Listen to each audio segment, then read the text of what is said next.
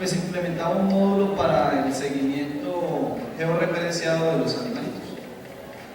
Esto también se hace con tecnología que se consigue fácilmente aquí en el país.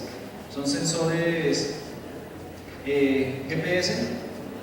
Esos chips GPS estaban costando más o menos 180.000 pesos cada uno, son del tamaño de una moneda y consumen muy baja energía. Y también para que el sistema tenga una mayor cobertura, pues se le puede colocar un módem GSM o GPRS, es decir, un módem que se conecta a la red celular. Entonces estas vacas son como medio gomeras porque andan con un celular en el cuello y gracias a eso podemos saber en dónde están. Aquí en una parte del video permite ver que yo puedo utilizar tecnologías de georreferenciación. Aquí lo que se está usando es la API de Google Maps. La API de Google Maps ustedes la pueden incluir en sus aplicaciones software para tener toda esa capacidad de ver mapas dentro de sus aplicaciones web. Embebemos los mapas ahí. Estos mapas y toda esta información se está trayendo directamente de los servidores de Google.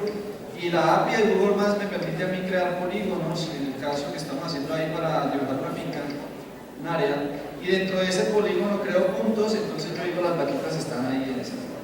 ¿Sí? No es complicado, es cuestión de, bueno, sí, hay que leer, hay que investigar un poquito, pero las tecnologías ya están disponibles. No, esto no es de como las películas de James Bond o cosas así, no, las tecnologías existen y ya están, hay que aprender a utilizarlas para lo que la región las necesita. ¿Sí? ¿Qué más tenemos por acá? Bueno, varias imágenes en general de otros proyectos. Hay muchos proyectos que se están desarrollando allá en el Tecnoparque. También están trabajando en la parte del cultivo de truchas, porque las truchas resulta que las truchas se estaban muriendo por la turbidez en el agua, es decir, las agallas se llenaban de mugre y se ahogaban. Entonces pensaban que eran por diferentes cosas que se estaban muriendo y resulta que era por el agua, por los niveles de turbidez. Y el problema era que donde tenían las truchas, pues cada que llovía el agua sucia llegaba y inundaba los lagos y no había nada que hacer. Entonces hicieron un sistema como de telemetría remoto que cuando percibía mucha turbidez en el que alimenta el lago, automáticamente cerraba las válvulas para evitar que esa agua entrara al lago. ¿Sí? O la desviaba pues para que siguiera su curso por otro lugar mientras mermaba la turbidez y que no me fuera a enumerar el agua del lago. Algo así tan sencillo, entonces lo desarrollan también estos muchachos. Hay muchas cosas que están aquí en desarrollo con estos muchachos. Todos ellos son jóvenes, igual que ustedes, con sueños, con metas, con esperanzas y con algo de conocimiento y ganas, pues se puede hacer todo esto que les estamos mostrando acá. Yo no les digo que sea fácil, eso ha tocado hacer muchas cosas con las uñas. Como ustedes verán, por ejemplo, esto es una caja de esas cajas de un contador de la electricidad y ahí se embebe el sistema que ellos desarrollan. Algunos son cajas de plástico, de madera, pero bueno, son prototipos que se están haciendo para que los muchachos apliquen las tecnologías y vean que sí es posible. Obviamente también se está trabajando ya en la parte de conseguirle las alianzas con las asociaciones de cafeteros, por ejemplo, para que ellos crean en estos sistemas que se van a desarrollar con esa inversión de capital privado pues un poco más tecnificados, más pulidos y entonces se puedan implementar con éxito en la región. Tenemos también, pues quería yo mostrar un proyecto que se está desarrollando a futuro, que es este proyecto Sigma. Es algo que se quiere hacer a futuro y Sigma significa el Sistema Integral Georreferenciado de Monitoreo Ambiental. Entonces, así como en el Tecnoparque se tenían unas estaciones distantes a 1 kilómetro que monitoreaban unas variables ambientales y las enviaban a un servidor, lo que se empieza a hacer con Sigma es algo un poquito más ambicioso, más grande, y es tener varias de estas estaciones distribuidas en el valle, aquí en las cuencas, para que nos envíen información remotamente que sea asociada con el lugar de donde proviene la información, o sea, georreferenciadas, sobre variables ambientales y la contaminación que ha puede afectar tanto el aire como el agua o la tierra. Entonces, este es un esquema de cómo sería el sistema, de cómo podría ser la arquitectura del sistema, y tiene unas fases para el ingreso de la información. Estas líneas azules acá nos representan los 3 métodos posibles que se han planteado para el ingreso de la información al sistema. Y este nos representa aquí los métodos de consulta de esa información. Entonces, para el ingreso de información georreferenciada, pues en primer lugar, digamos, las muestras que se toman en una finca distante se llevan hasta un laboratorio, pero allá donde se tomaron, esas muestras vienen con la información de longitud y latitud para saber de dónde son. Ya en el laboratorio se hace el análisis de la muestra, se llena la información y se le coloca la longitud y la latitud, y automáticamente, aunque no fue directamente pues con GPS, pero automáticamente esa información, por ejemplo, del pH de ese suelo, queda asociado a una posición geográfica. Entonces es como un primer principio para empezar a alimentar el sistema. Podríamos, en segundo lugar, o en una fase posterior, desarrollar aplicaciones móviles para trabajo de campo. Entonces yo voy con mi móvil de tercera generación, que hoy en día están muy asequibles y bastante poderosos. Estaba viendo el LG Optimus 2, que es un celular de tercera generación que tiene un procesador dual core de 1.4 GHz. Yo creo que eso ya es, mejor dicho. Y ese celular pues vale $1 millón más o menos. $1 millón y algo. Se lo sacan en plano, pero yo no vendo celulares. Lo hecho es que las tecnologías están. Un celular de estos, por ejemplo, como es el G, que trae la plataforma Android, que se puede programar fácilmente en Android, nos permite entonces desarrollar una aplicación para que en campo, gracias a que el celular trae su propio sensor GPS, se registre la información de lo que sea que se quiera levantar y queda automáticamente asociada. Y como el celular también trae un GPS o Edge, o incluso ya trae pues otras tecnologías como UMTS, entonces nos permite dar una conexión a internet directamente desde allá y desde allá enviar la información y empezar a hacer todo ese trabajo de campo directamente con estas aplicaciones móviles para enviar los datos hasta acá. En tercer lugar, que es como la fase posterior, es desarrollar una especie de estaciones de telemetría con los respectivos sensores de radiación, sensores de pH, de lluvia, de temperatura, de humedad, y que recojan esa información y la envíen por las redes inalámbricas hasta nuestro sistema de base de datos de información. Para eso, ¿qué hay que empezar a aprender? Pues claro, hay que empezar a aprender una cantidad de tecnologías, tenemos que estar pendientes de las cosas que van saliendo. Así como estamos pendientes de las necesidades de la región, pues también tenemos que estar pendientes de las tecnologías que nos permitan fácilmente y económicamente dar respuesta a esas necesidades. Entonces hay que leer, hay que investigar bastante. Obviamente que no le voy a decir que usted busque en Google y la información que consigue en Google es una fuente fiable o que es veraz. Hay que tener de pronto información más de primera mano, de revistas científicas o especializadas en el tema, pero de todos modos ustedes con lo que puedan buscar en internet se dan un bosquejo de lo que están haciendo en otros lugares y de lo que podemos hacer nosotros también, y de que esas tecnologías no son tan difíciles de conseguir, no siempre. Entonces, por ejemplo, está trabajando un poco más con sensores, investigar la parte del Arduino y trabajar más con Android, también trabajar un poco de Delphi, que es una tecnología que ha vuelto a tomar fuerza para darle más robustez al sistema.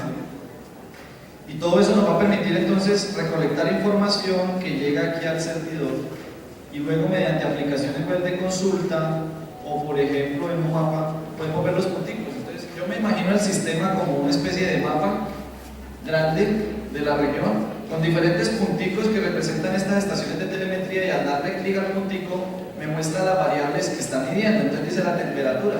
Yo le doy clic a temperatura y me muestra la gráfica de estadísticas de temperatura de los últimos días. Esa información va a estar libre y abierta para el que la quiera consultar, para el que quiera desarrollar programas de gestión ambiental, para el que quiera desarrollar proyectos, para los que necesiten conocer esa información y mejorar sus procesos productivos o saber cómo el clima está afectando sus producciones. Todo eso va a estar disponible. Entonces es obviamente algo que se va a empezar ya se está trabajando en las estaciones, pero es algo que se ha planteado a lo largo. Pues eso es básicamente lo que yo les quería mostrar sobre cómo se pueden aplicar las tecnologías de la automatización, las redes de datos, la electrónica, las comunicaciones a las necesidades de la región, que por ende nuestra región pues es de economía agropecuaria, y cómo hay muchas cosas por hacer y hay muchas cosas por resolver y hay muchas oportunidades, y cómo debemos prepararnos para dar respuesta a las necesidades actuales y también a las futuras. Entonces pues eso era todo, muchachos, muchas gracias.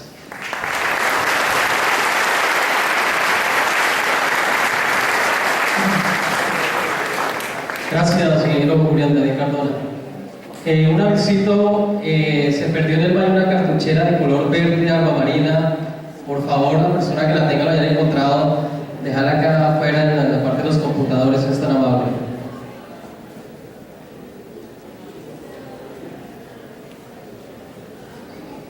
Por otro lado, a ustedes se les entregó una libretica a cada uno de ustedes. Ya en la parte final del evento vamos a realizar unas preguntitas. Las personas que tengan esas preguntas arrancan una hojita y la hacen llegar acá y con mucho gusto se la recibimos para después darle contestación.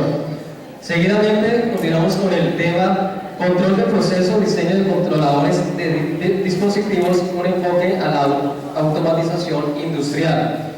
Está a cargo de los ingenieros Diego Fernando Sendoya Lozada, Fiber Ignacio Rayo Betancur. Diego Fernando Sendoya Lozada, magíster en Ingeniería de Control Industrial, especialista en automatización industrial e ingeniero electrónico, actualmente tutor de la UNAD en el CEA de Neiva. Fiber Ignacio Rayo Betancur, magíster en Ingeniería de Control Industrial, ingeniero electrónico, con habilidades en áreas de control y automatización industrial, experiencia internacional en control de procesos biomédicos. Bienvenidos.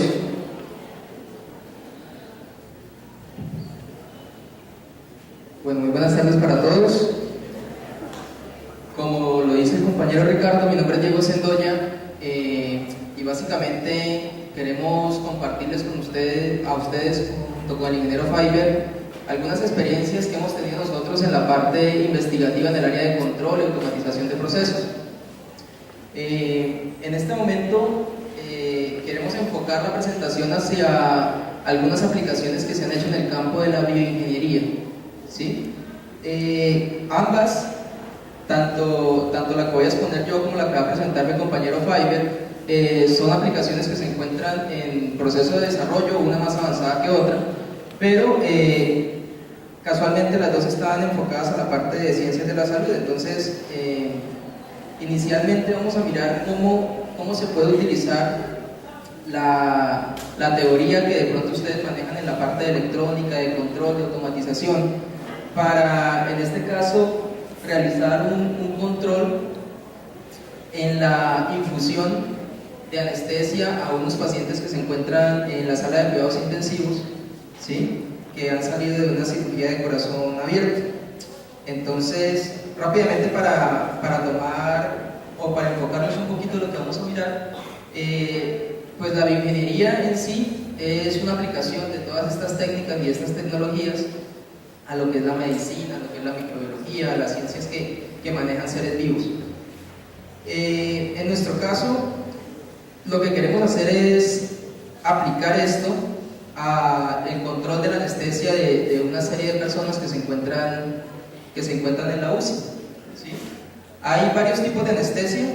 En términos generales, lo que nosotros vamos a utilizar es la manera, digamos, de controlar la anestesia de forma general a los pacientes que salen de esa intervención quirúrgica. Bueno, aquí hay un dibujo, digamos, rápidamente, en donde se pueden observar diferentes tipos de variables que intervienen en este proceso. Cuando nosotros tenemos un paciente, ¿sí?, hay muchas variables que los médicos pueden manipular. Entre ellos están los anestésicos, los analgésicos, los relajantes musculares, ¿sí? Y hay otras situaciones que definitivamente nosotros las consideramos aleatorias o perturbaciones que se pueden presentar en cualquier momento, y que los equipos o la parte de automatización debe de cierta manera colaborar en estas situaciones para que los médicos la puedan resolver satisfactoriamente. Entonces, por ejemplo, pérdidas de sangre, estimulaciones quirúrgicas, todo ese tipo de cosas nosotros no las podemos prever y las mencionamos aquí en este sistema como perturbaciones, ¿sí? Aparte de eso, hay algunas variables que podemos medir nosotros, ¿sí? El ritmo cardíaco, la presión arterial, la cantidad de dióxido de carbono presente en la sangre. Todas estas variables se pueden medir. Y hay otras que no se pueden medir directamente, como por ejemplo el nivel de dolor que está sintiendo un paciente, o como por ejemplo el nivel hipnótico en el cual se encuentra sumergido el paciente. Dado que estas variables no son medibles físicamente de forma directa, tuvimos que utilizar, digamos, unas medidas primarias y de ahí extraer el dato de qué tan dormido podía estar el paciente, ¿sí? Eso básicamente lo hicimos con un monitor de índice biespectral, que es básicamente un aparatico que recoge las ondas electroencefalográficas, se procesan y nos entrega a nosotros simplemente un número. Ese número va de 0 a 100. 0 es cuando definitivamente no hay ninguna actividad cerebral, que no queremos que llegue a ese momento, ¿sí? Es decir, el paciente estaría muerto en ese momento. Y 100 es cuando nosotros estamos totalmente despiertos y alertas ante cualquier situación. Se busca que el paciente en la unidad de cuidados intensivos tenga un índice biespectral de 50, que es un término intermedio entre 40 y 60, que nos permite llevar al paciente de ese estado de inconsciencia a un estado nuevamente activo de una manera segura y que a la vez permite que el paciente no sufra, digamos, durante esa recuperación que va a tener en la UCI. Entonces, nuestro índice biespectral de referencia es 50 en este caso, y lo que nosotros le aplicamos al paciente, o lo que la máquina le aplica al paciente, realmente es un medicamento, un anestésico, ¿sí? Que se llama Propofol, ¿sí? Que le aplicaron a Michael Jackson cuando falleció, ese mismo. Entonces, básicamente, ¿qué es lo que queremos? Queremos, de cierta manera, con este proyecto, colaborar un poco en la parte médica, de tal manera que los anestesiólogos tengan un soporte adicional en la manera como se aplican este tipo de drogas.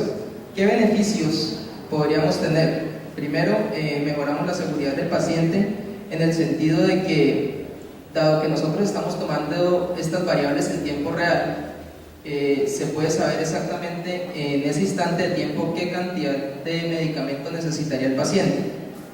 ¿Listo? Evitando de esta manera sobredosis de pronto de algún tipo de medicamento, o dosis de pronto demasiado bajas que hagan que el paciente se despierte antes de tiempo. Se reduce un poco la carga de trabajo para el anestesiólogo, se evita la dosificación elevada o baja droga, se reducen los costos debido al consumo reducido de la droga. Básicamente el proyecto nace de esto. El proyecto nace porque se hizo un estudio y se dieron cuenta que la cantidad de anestésico, los costos anuales de Propofol eran demasiado altos, manteniendo los pacientes alrededor entre 6 y 10 horas en la unidad de cuidados intensivos, con el objetivo principal de reducir los costos en anestésicos sin reducir la calidad, digamos, de recuperación del paciente. Fue que se pensó inicialmente el proyecto. ¿Listo? Entonces, pues ahí aparece otro beneficio, que es precisamente también que se busca reducir el tiempo que el paciente está en la UCI.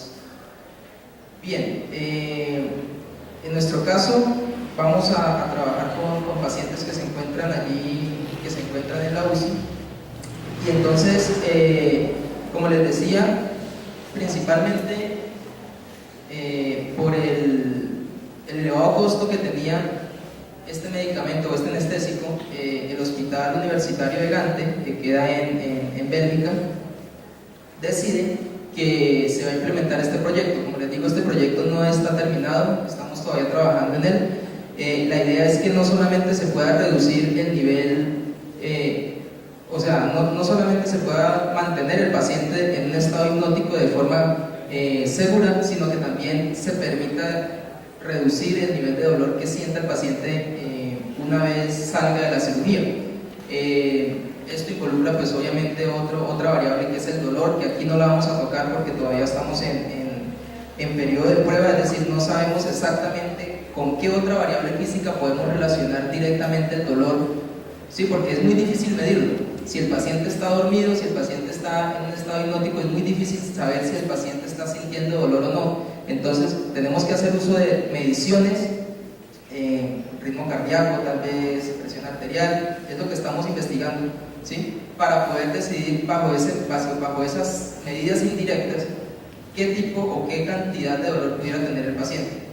Entonces, lo que les estoy mostrando es sencillamente la parte anestésica, ¿sí?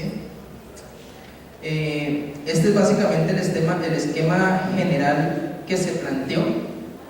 Básicamente es un controlador predictivo cuyas características principales son que necesita conocer en todo momento el modelo matemático del paciente, que fue una de las grandes, digamos, de los grandes desafíos que teníamos nosotros. Un paciente es muy diferente a otro. Cuando nosotros o cuando los médicos hacen una dosificación de algún tipo de medicamento, lo hacen con base al paciente promedio, ¿sí? Y bajo unas condiciones de que se han hecho pruebas y se decide que la cantidad de medicamento necesaria es X cantidad.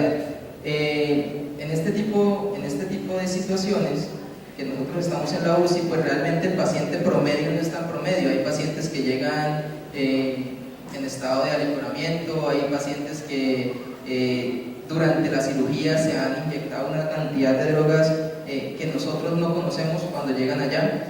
Entonces, realmente lo que nosotros necesitamos es saber, con base a la cantidad de anestésico que le insertamos al paciente, cuál es su nivel hipnótico, qué tan dormido está el paciente, ¿sí? Ese modelo se representa allí en esa figura, es un modelo matemático y ese modelo debe actualizarse en línea, ¿sí? Debe actualizarse permanentemente porque las cantidades de droga cuando se les suministran al paciente, el mismo cuerpo las va evacuando. ¿Sí? Entonces pierde su capacidad hipnótica y por lo tanto bueno, en este caso se está haciendo cada 10 segundos se hace una lectura permanente de la situación del paciente y se revalida el modelo que se saca matemáticamente. Algunas conclusiones que tenemos allí por el momento. Podemos ver cómo al lado, en la parte inferior, se entregan unas señales de propofol, son infusiones de propofol que se aplican al paciente, y en la parte superior se mira más o menos cómo es el nivel hipnótico que va teniendo el paciente durante ese tiempo. Aquí hay algo más detallado del modelo del paciente. Básicamente ese modelo hay que alimentarlo con algunas características básicas, como por ejemplo la edad del paciente, el género, el peso, la estatura, ¿sí? Y el resto de variables se deben actualizar de manera online. Para eso hay que hacer algunos cálculos matemáticos para tratar de que el modelo se sitúe sobre el objetivo de nosotros, que es tener el PIS en un nivel de 50, que es un nivel, digamos, seguro. Bueno, aparte de eso tenemos otro problema, es que el monitor de índice biespectral, que es el que nos entrega a nosotros el datico de cuánto es el estado hipnótico del paciente, realmente él tarda algunos segundos desde el momento en que se leen las ondas electroencefalográficas y me entrega un resultado. Ese tiempo es muy variable y realmente nosotros no lo conocemos. Entonces, el objetivo, uno de los objetivos específicos que se planteó allí también era tener la capacidad de que cuando el monitor me lee las ondas electroencefalográficas y las procesa, él se puede demorar generalmente entre 30, 60 segundos en entregarme un resultado que leyó de ese nivel hipnótico. Entonces, como nuestro controlador estaba tomando decisiones cada 10 segundos, yo no puedo esperar a que se lea el nivel hipnótico y ese nivel hipnótico me aparezca dentro de 60 segundos porque el controlador no va a saber qué hacer, ¿sí? Él no puede responder ante eso. Entonces uno de los objetivos allí era detectar el tiempo de retardo que tenía ese monitor. Eso se hizo mediante unos algoritmos de programación y de cross-correlación entre diferentes variables. Y aquí hay algunos resultados con unos pacientes, ¿no? Realmente no tenemos la posibilidad en la parte médica de tener gran cantidad de pacientes para poder hacer las pruebas.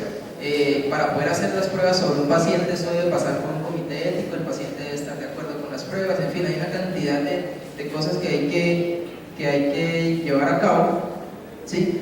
Hasta el momento se han hecho pruebas en 25 pacientes solamente, aquí tenemos el resultado solamente de 3, como por mostrar algo aquí de resultados. Aquí es cuando aparece el nivel hipnótico. Si queremos llevarlo de 50 a 45, entonces se aplica un nivel de propofol determinado para que haga que eso baje. Entonces, hasta el momento, ¿qué podemos concluir? Antes de realizar nosotros el control como tal de este tipo de droga, es importante realizar un procesamiento previo de los datos, porque muchos de los datos que llegan realmente no corresponden a lecturas directas de lo que está ocurriendo con el paciente, sino que puede ser ruido o puede ser otro tipo de señal que se introduzca dentro de los sensores. Entonces se hace un filtrado, un preprocesamiento inicial de esas señales con el fin de que las señales que nos quedan sean señales totalmente confiables y que con base a ellas nosotros podamos identificar el modelo matemático del paciente y podamos realizar el control respectivo de la droga, en este caso de propofol. El retardo es importante también tenerlo en cuenta, dado que el monitor que estamos utilizando no nos entrega un retardo constante. Él no se demora 30 segundos siempre en procesar los datos, a veces se demora más, a veces se demora menos. Entonces hay que llevarlo y tenerlo en cuenta para el mismo modelo. Y como les digo, se continúa trabajando en esta primera fase, porque la idea no es solamente controlar el nivel hipnótico, sino también el nivel de dolor. Para eso estamos trabajando con una droga que es el remifentanil.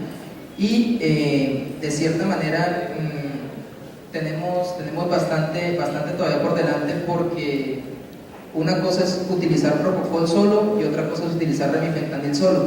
En la UCI generalmente estas drogas van mezcladas y no, es decir, el efecto que tiene la suma de las dos drogas en realidad es mucho más que la suma de las drogas individuales. Entonces es lo que nos tiene allí todavía investigando de qué manera podemos utilizarlas conjuntamente y darle un mejor bienestar al paciente.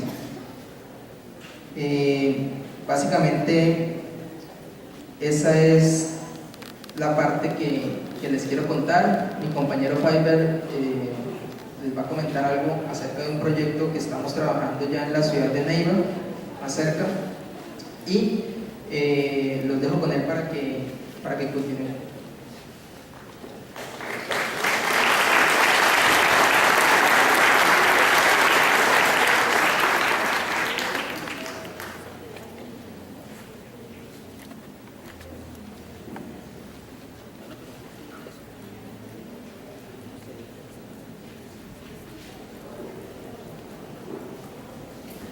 Buenas tardes. Ya en la presentación se dio a conocer mi nombre, es Fiverr Roballo. Estuve trabajando con una maestría, hice una maestría en control de procesos industriales, y el enfoque que se hizo fue aplicado hacia la parte de ingeniería. El ingeniero Diego ya les estuvo comentando algo de lo que se hizo allá. Nosotros, antes de empezar la exposición, yo sí quería decirles, bueno, yo veo que hay muchos estudiantes acá. Más que todo la invitación es a que esas ideas que ustedes alguna vez tienen sobre cosas que se pueden hacer con la ingeniería y que puedan beneficiar a otros campos del saber, en este caso la medicina, esas ideas que ustedes algún día por ahí sueñan con realizar, empiecen a ver cómo las construyen. Y eso se hace a través de la investigación. La investigación es un proceso formativo, es un proceso que está al alcance de ustedes. Nosotros en la Universidad Nacional Abierta y a Distancia UNAD tenemos el CIUNAD, que es el Sistema de Investigación UNADista, y este proyecto que ustedes ven, control predictivo aplicado a la dosificación automática de insulina en pacientes con diabetes tipo 1, ya fue presentado al CIUNAD, fue aprobado